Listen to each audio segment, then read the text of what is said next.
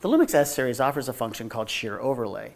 What this does is it allows you to pick a photo and turn it into an opacity, so you could remove an element from the picture and then line up a new object in its place.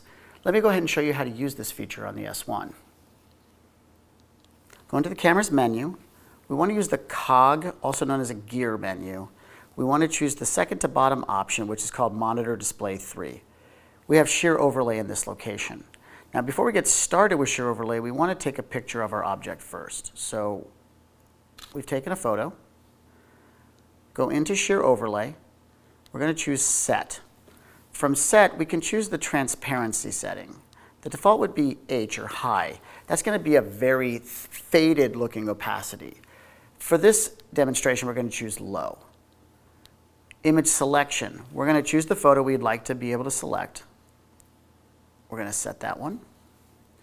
And then reset at power off. All this means is that the camera will clear out the opacity that was left over if you power off the camera.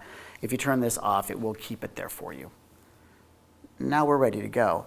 And you should be able to see right now my hand is just faintly in the image because it has left an onion skin or an opacity of the previous photo. So we're going to remove this lens. We're going to try to line the S on a new lens in the photo. So we'll position our new lens. We can see the red of the previous one. We're lining the gray S. And you can see that we now have the line matched. We have the S matched. And we have the focal length matched. We'll now take that picture. I'm going to now shut the shear overlay off. And we'll play back the pictures. Here's the new image. And here's the previous image. Notice how closely we have the S and the focal length aligned. And that's how you use the shear overlay tool in the S-Series cameras.